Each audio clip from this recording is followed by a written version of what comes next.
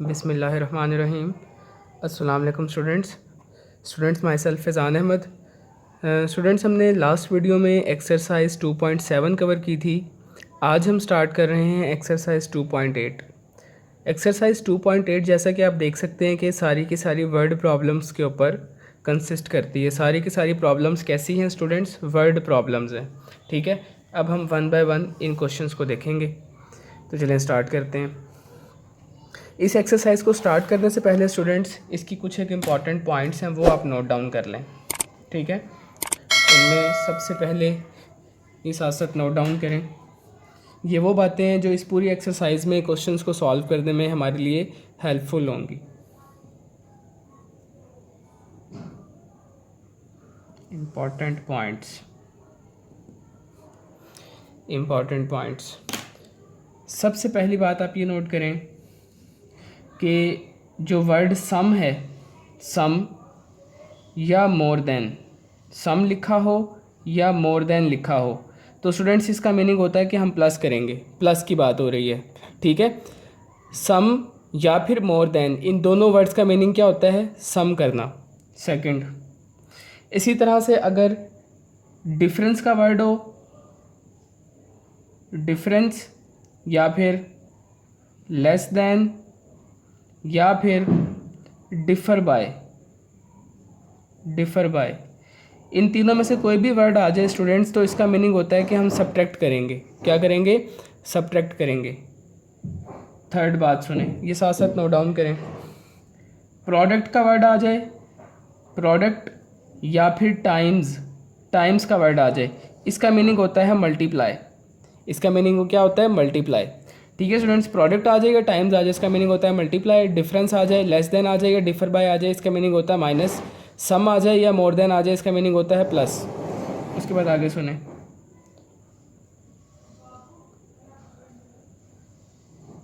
Some of squares.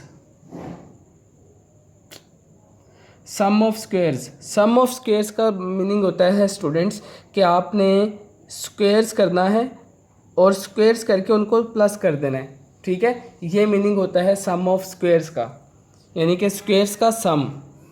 उसके बाद fifth number पे difference of squares. Difference of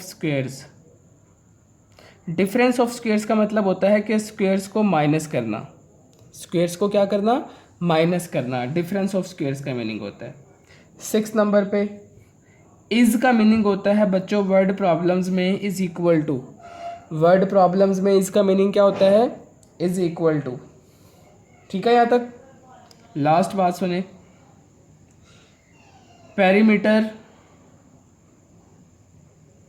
perimeter of rectangle. Perimeter of rectangle का formula होता है P is equal to 2 times length plus width. और similarly area of rectangle का formula होगा A is equal to length multiply by width. ठीक है students, ये एक चंद एक इम्पॉर्टेंट पॉइंट्स हैं और फार्मूलाज हैं, ये नोट डाउन कर लें आप। ठीक है, अब हम क्वेश्चंस पे आते हैं। इन क्वेश्चंस में स्टूडेंट्स मेन जो चीज़ है वो ये है कि आपने क्वेश्चन को बहुत ही केयरफुली रीड करना है और क्वेश्चन को अंडरस्टैंड करने की कोशिश करनी है। जब आपको क्वेश्चन समझ में आ जाएगा कि क्वेश्चन में क्या इन्फॉर्मेशन गिवन है और क्या फाइंड आउट करना है, तो क्वेश्चन को सॉल्व करना हमारे लिए बहुत आसान हो जाएगा। ठीक है, तो चलें स्टार्ट करते हैं। इसका क्वेश्चन नंबर 1 देखें। The product of 2 positive consecutive numbers is 182, find the numbers. दोबारा पढ़ें, the product of 2 positive consecutive numbers. अब यहाँ पे एक वर्ड आया है कंसेक्टिव नंबर्स, तो ये भी लिख लें ज़रा इधर 8th पॉइंट में कि कंसेक्टिव नंबर्स क्या होते हैं। कंसेक्टिव नंबर्स का मीनिंग क्या होता है?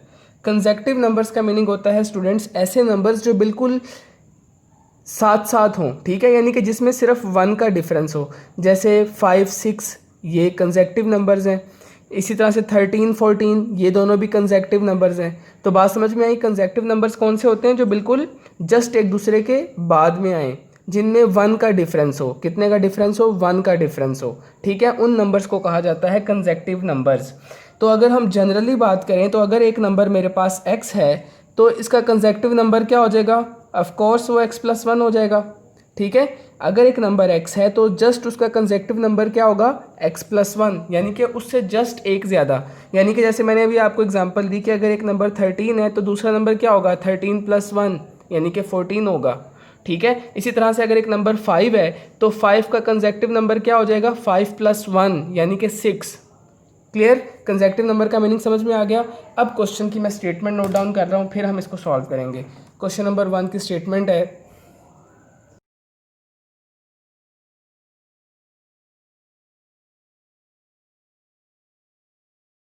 ठीक है, हमें कहा गया कि दो पॉजिटिव कंसेक्टिव नंबर्स हैं, उनका जो प्रोडक्ट है वो 182 है, तो वो दो नंबर्स फाइंड आउट करें कि वो क्या होंगे। ठीक है स्टूडेंट्स, आपने इन क्वेश्चंस में करना ये है कि जो चीज़ आपने फाइंड आउट करनी है ना, सबसे पहले उसको लेट कर लें। ठीक है, जो चीज़ हमने जो नंबर्स फाइंड आउट करने हैं स्टार्ट में ही क्वेश्चन के सॉल्यूशन में उनको आपने लेट कर लेना है। ठीक है, तो देखिए यहाँ पे मैंने दो नंबर्स फाइंड आउट करने हैं और दोनों नंबर्स कैसे हैं, कंसेक्टिव हैं, तो मैं लेट कर लेता हूँ, let x and x+1 be the required consecutive numbers।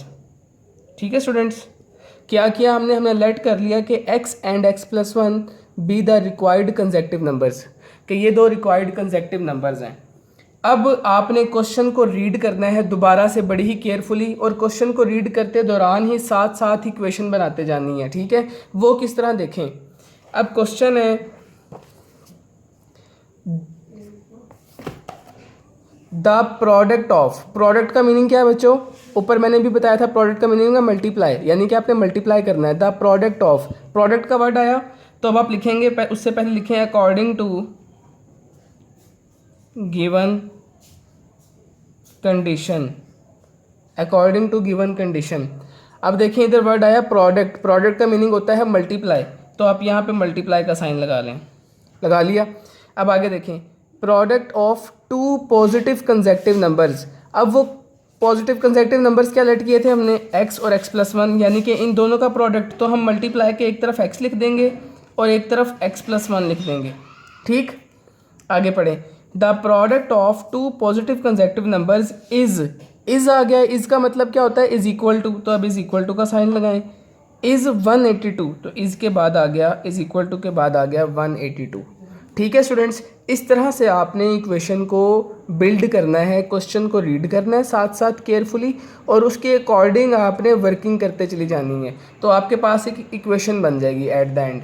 ठीक है, अब इक्वेशन जब बन जाए तो हमें इक्वेशन को सॉल्व करना आता है, वो हम इजीली सॉल्व कर सकते हैं। तो देखिए मेरे पास यहाँ पे एक इक्वेशन बन गई है, इसको मैं सिंप्लीफाई कर लेता हूँ। ये दोनों ब्रैकेट्स आपस में मल्टीप्लाई हो रही हैं, तो मल्टीप्लाई करें, x into x, x square, x one ज़ा एक्स इज इक्वल टू 182। यहाँ तक आ गए। ठीक है, अब देखें आप 182 यहाँ पे प्लस है, इधर आके क्या हो जाएगा, इसको इधर शिफ्ट करें, इधर आके ये हो जाएगा माइनस 182। यहाँ तक कन्फ्यूजन तो नहीं। ठीक है, अब यहाँ पर देखें, मैं कोशिश करूँगा कि किसी तरह से मिड टर्म ब्रेक हो जाए। तो 182 के दो ऐसे फैक्टर्स जिन्हें माइनस करने से 1 आए और मल्टीप्लाई करने से 182 आए। ठीक है, 182 के दो ऐसे फैक्टर्स हमें फाइंड आउट करने हैं स्टूडेंट्स, जिन्हें माइनस करने से 1 मिले और मल्टीप्लाई करने से 182 आए। तो देखें मैं 182 को फैक्टराइज करने लगा हूँ। यहाँ पर 182 को फैक्टराइज करते हैं, 2 9 ज़ा 2 1 ज़ा 7 1 ज़ा 7, 2 कैरी से दिया 21 हो गया, 7 3 ज़ा 21 और 13 1 ज़ा 13, ये फैक्टर्स बने हैं। अब ज़रा देखिए आप, 7 2 ज़ा 14, 14 और ये 13, तो हमारे पास फैक्टर्स बन गए 14 एंड 13। 14 इंटू 13 होता है 182 और 14 माइनस 13 होता है 1, तो मुझे मेरे रिक्वायर्ड फैक्टर्स मिल गए। तो यहाँ पर आए इधर लिखें plus 14x minus 13x minus 182 is equal to 0। ठीक है, यहाँ तक कोई कन्फ्यूजन तो नहीं। अब क्या करेंगे आप, अब पहली दो टर्म्स में से देखें क्या चीज़ कॉमन आ रही है। कॉमन आया x, अंदर बचा x प्लस 14, यहाँ से कॉमन आया मेरे पास माइनस 13, बाकी बचा x plus 14 is equal to 0। ठीक है, अब फर्दर कॉमन आया x प्लस 14, बाकी बचा x minus 13 is equal to 0। अब इन दोनों वैल्यूज़ को आप 1 बाय 1 0 के इक्वल पुट कर दें। ठीक है, अब दोनों में से x की वैल्यू फाइंड करें। यहाँ से x की वैल्यू आई माइनस 14, यहाँ से x की वैल्यू आई 13। ठीक है, यहाँ तक। अब ज़रा देखिए मेरे पास x की दो वैल्यूज़ आई हैं, एक आया है -14 और एक आया है 13। लेकिन क्वेश्चन को ज़रा देखें, क्वेश्चन में हमें कहा गया था पॉजिटिव नंबर्स। क्या कहा गया था? Positive numbers. तो हम क्या करेंगे, ये जो x इक्वल टू -14 आया है, सिंस इट इज़ नेगेटिव, तो so we will neglect it. ये नेगेटिव नंबर है इसलिए हम इसको क्या कर देंगे, निगलेक्ट कर देंगे। तो आप लिखें as x is positive number, so neglect. As x is positive number, so neglect it.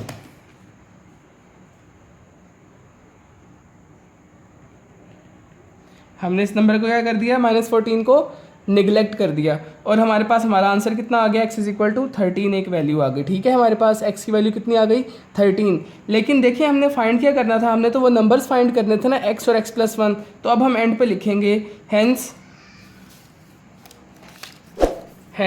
Required numbers are, hence required numbers are. First number को क्या लेट किया था हमने, फर्स्ट नंबर को लेट किया था x और x की वैल्यू कितनी आई, 13। और सेकंड नंबर को क्या लेट किया था हमने, सेकंड नंबर को लेट किया था x+1, तो ये हो जाएगा 13 + 1 विच इज़ 14। तो हमारे पास हमारा आंसर आ गया 13 एंड 14, ये दो रिक्वायर्ड नंबर्स हैं। लास्ट पे लिखें आप hence 13 and 14 are required numbers. ठीक है जी, यहाँ तक ये था क्वेश्चन नंबर 1। अब क्वेश्चन नंबर 2 देखें। क्वेश्चन नंबर 2 है the sum of the squares of 3 positive consecutive numbers is 77, find them. हमें कहा गया है कि 3 पॉजिटिव कंसेक्टिव नंबर्स हैं और उनका जो सम है वो कितना है, 77 है। हमने वो नंबर्स फाइंड आउट करने हैं। तो देखें जिस तरह पिछले क्वेश्चन में 2 कंसेक्टिव नंबर्स थे, अब 3 कंसेक्टिव नंबर्स आ गए हैं। तो क्या होगा, एक नंबर अगर x है तो दूसरा नंबर क्या होगा, x+1, और तीसरा नंबर क्या होगा, x+2। तो हम इन 3 कंसेक्टिव नंबर्स को पहले लेट करेंगे फिर आगे चलेंगे। क्वेश्चन नंबर 2,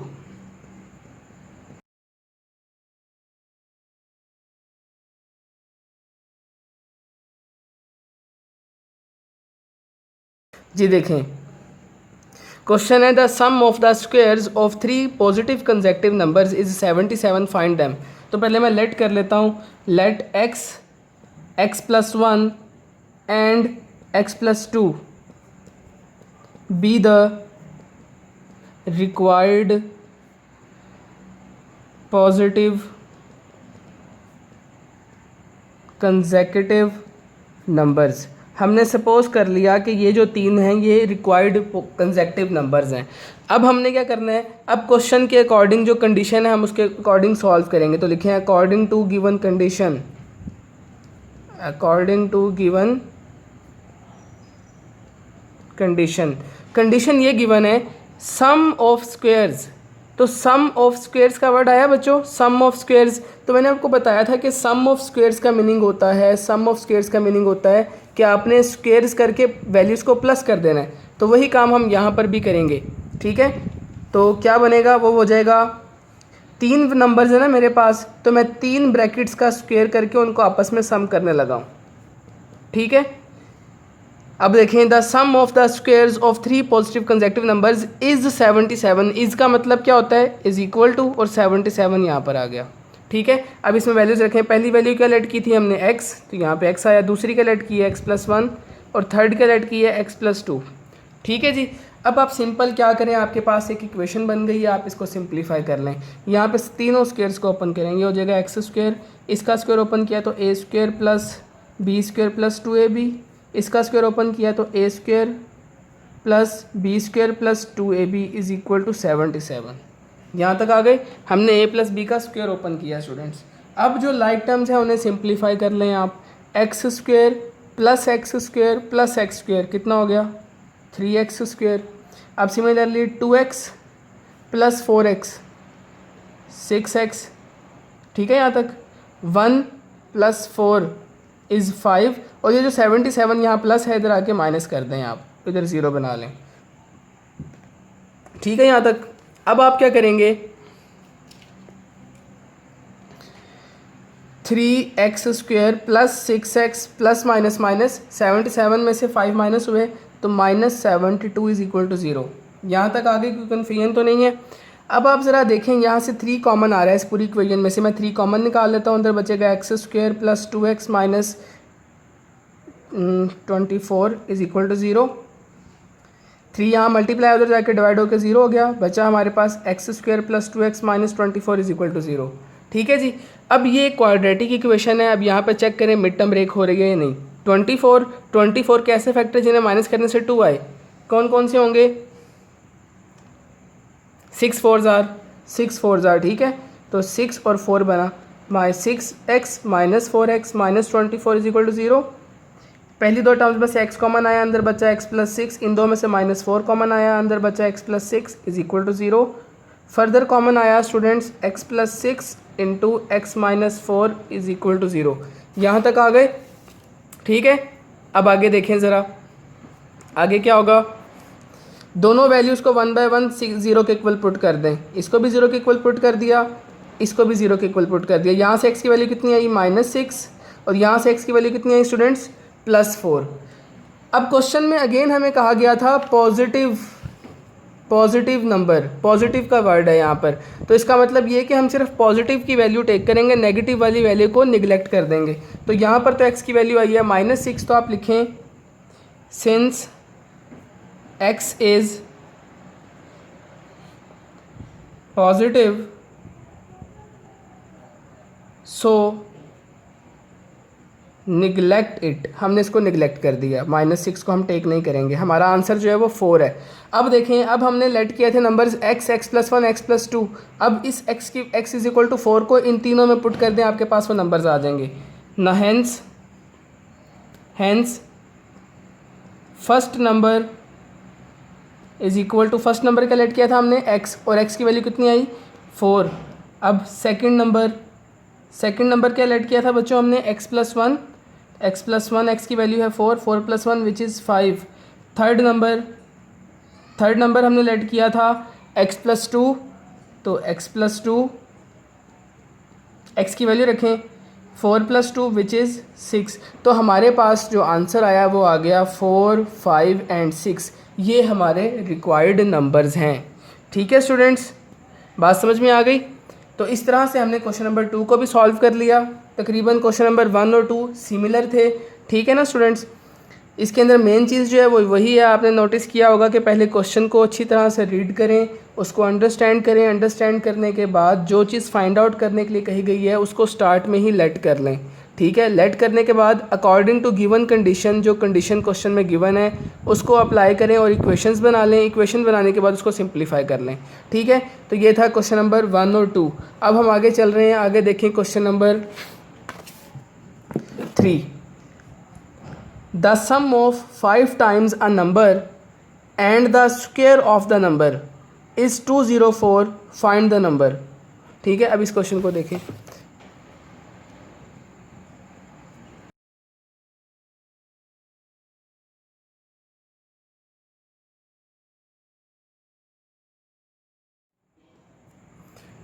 देखें जी, क्वेश्चन की स्टेटमेंट है the sum of 5 times a number and the square of the number is 204।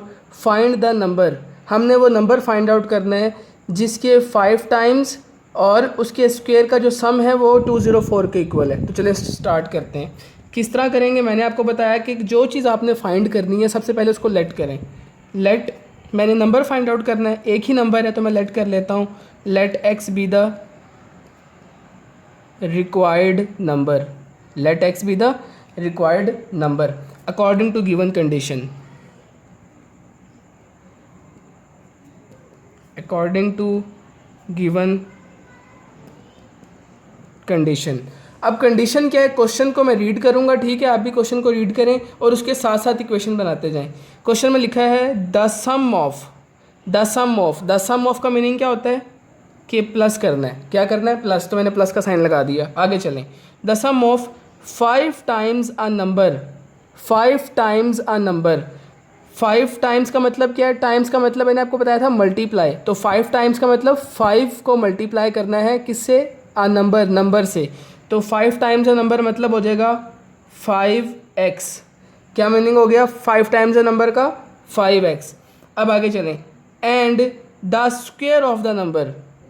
And the square of the number. Square of the number का मतलब क्या है कि इस नंबर का स्क्वायर। तो इस x का स्क्वायर कितना हो जाएगा? X square is 204। इज़ का मतलब इज़ इक्वल टू और 204 एज इट इज़। यहाँ तक आ गए? तो बच्चों देखो इस तरह से हमारे पास एक इक्वेशन बन गई कि नहीं बन गई? हमने क्या किया? क्वेश्चन को रीड किया, क्वेश्चन को साथ साथ रीड करते गए और इक्वेशन को बनाते चले गए, तो हमारे पास एट द एंड इक्वेशन बन गई। ठीक है, अब ये एक क्वाड्रेटिक इक्वेशन है। अब मैं इसको रीअरेंज करके सिंप्लीफाई कर लूँगा। तो मैं इसको रीअरेंज कर रहा हूँ। एक्स स्क्वायर प्लस 5x, 204 इधर ले आए, इधर आके माइनस हो जाएगा। अब इसको मिड टर्म ब्रेक करने की कोशिश करें ज़रा। 204 के दो ऐसे फैक्टर जिन्हें माइनस करने से 204 के ऐसे फैक्टर जिन्हें माइनस करने से क्या आए हमारे पास?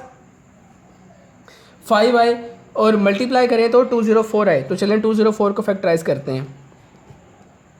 204 को फैक्टराइज करेंगे तो 2 1 ज़ा 2, 2 2 ज़ा 4, 2 5 ज़ा 2 1 ज़ा, ये किस पे जाएगा? अब 3 पे। 3 1 ज़ा 3, 3 7 ज़ा और 17 1 ज़ा। ठीक है, 2 2 ज़ा 4, 4 3 ज़ा 12, 12 और 17 को ज़रा चेक करें। 17 माइनस 12, 17 माइनस 12 कितना होता है? 5, और 17 12 ज़ार 204। तो चले हमें फैक्टर्स मिल गए 17 और 12। तो ये लिखें यहाँ पर plus 17x minus 12x minus 204 is equal to 0। पहली दो टर्म्स में से x कॉमन आया, अंदर बचा x प्लस 17, माइनस 12 कॉमन आया इन दो टर्म्स में से, अंदर बचा x plus 17 is equal to 0। Further common आया x plus 17, x minus 12 is equal to 0। अब दोनों को आप क्या करें? 1/1 0 के इक्वल पुट कर दें और वैल्यू निकाल लें। यहाँ से x की वैल्यू कितनी आई? -17, और यहाँ से x की वैल्यू कितनी आई? 12। ठीक है, कोई कन्फ्यूजन तो नहीं है? अब देखें, अब हम क्या करेंगे? हमने फाइंड आउट करना था नंबर, तो हमारे पास दो नंबर्स आ गए, -17 और एक 12। यहाँ पर देखें बच्चों, यहाँ पर पॉजिटिव नंबर का कहीं पे भी जिक्र नहीं है क्वेश्चन में। अगर यहाँ पे पॉजिटिव नंबर का कहीं जिक्र होता तो मैं क्या करता? नेगेटिव वैल्यू को निगलेक्ट कर देता, लेकिन यहाँ पे पॉजिटिव नंबर की कंडीशन ही नहीं है। तो इसका मतलब हमारे लिए दोनों आंसर ही एक्सेप्टेबल हैं, हम दोनों को एक्सेप्ट कर लेंगे। ठीक है, हमारे लिए दोनों आंसर्स बिल्कुल करेक्ट हैं। तो hence -17 and 12 are required numbers. ये हमारे रिक्वायर्ड नंबर्स हैं। ठीक है स्टूडेंट्स, तो ये था क्वेश्चन नंबर 3, बिल्कुल सिंपल क्वेश्चन था। ठीक है, अब हम आगे चल रहे हैं। आगे देखें क्वेश्चन नंबर 4।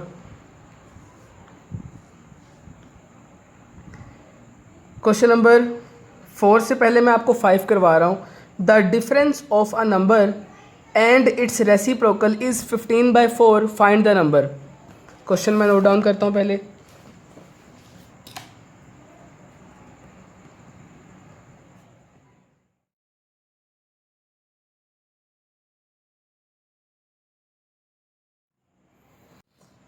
जी देखें, क्वेश्चन है the difference of a number and it's reciprocal is 15/4। हमें कहा गया कि एक नंबर और उस नंबर के रेसिप्रोकल का जो डिफरेंस है, यानी कि उनका जो माइनस है, जब हम एक नंबर में से उसके रेसिप्रोकल को माइनस करते हैं तो हमारे पास कितना आता है? 15/4। तो हमें कहा गया फाइंड द नंबर, तो उस नंबर को फाइंड आउट करना है हमने।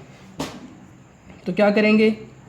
मैंने आपको बताया जो चीज़ फाइंड करनी है सबसे पहले उसको लेट करें। हमें कहा गया फाइंड द नंबर, तो मैं लेट कर लेता हूँ। Let x be the required number.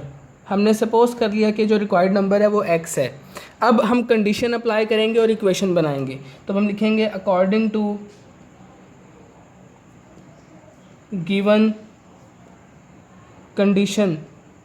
According to given condition, हमें कंडीशन क्या गिवन है स्टूडेंट्स? कंडीशन हमें गिवन है। अब क्वेश्चन को रीड करते जाएं, साथ साथ इक्वेशन बनाते जाएं। द डिफरेंस ऑफ, क्या वर्ड आ गए? The difference of. तो द डिफरेंस ऑफ का मतलब मैंने क्या बताया था आपको? माइनस करना है। तो माइनस का साइन बना लिया आपने, द डिफरेंस ऑफ की जगह हमने माइनस लगा लिया। अब आगे चलें, किस किस का डिफरेंस वो आगे पता चलेगा।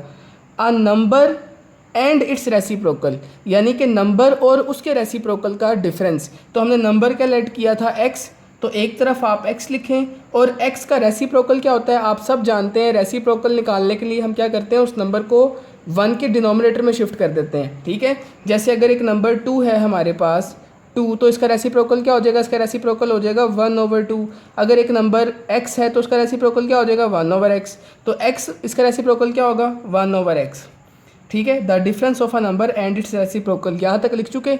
इज़ 15/4, इसका मतलब इज़ इक्वल टू और 15/4 एज इट इज़।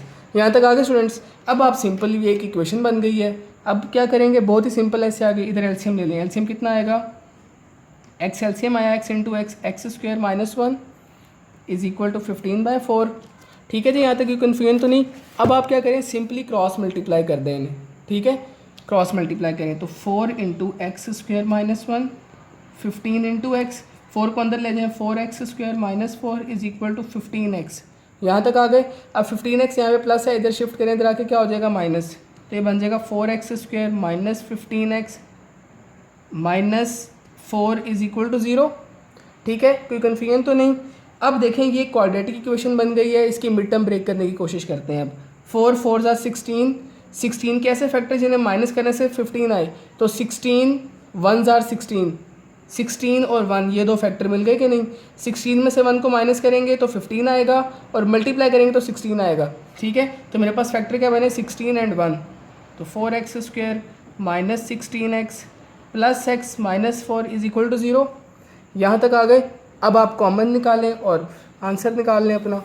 आगे बिल्कुल सिंपल है। क्या कॉमन आ रहा है पहली दो टर्म्स में से 4x, तो देखें अब 4x कॉमन निकाला, अंदर बचा हमारे पास x माइनस 4। अगली दो टर्म्स में से +1 कॉमन आया, अंदर बचा x minus 4 is equal to 0, ठीक है जी। यहाँ तक की कन्फ्यूजन तो नहीं। अब देखें फर्दर कॉमन आ रहा है x माइनस 4, बाकी बचा 4x plus 1 is equal to 0। अब दोनों वैल्यूज़ को आप 1/1 0 के इक्वल पुट कर दें। x माइनस 4 को भी 0 के इक्वल रखा और यहाँ से 4x प्लस 1 को भी 0 के इक्वल रख दिया। तो यहाँ से x की वैल्यू कितनी आई 4 आई स्टूडेंट्स, और यहाँ से हमारे पास x की वैल्यू कितनी आ जाएगी -1/4, ठीक है जी। तो यहाँ पर हमारे पास x की वैल्यूज़ आ गई, एक वैल्यू आई 4 और दूसरी वैल्यू कितनी आई -1/4। तो ये दो वैल्यूज़ हमारा आंसर है, ठीक है। अगेन यहाँ पर क्वेश्चन में कोई पॉजिटिव की कंडीशन नहीं थी, तो इसलिए हम दोनों वैल्यूज़ को एक्सेप्ट कर लेंगे। Hence 4 and -1/4 are required numbers, ठीक है जी।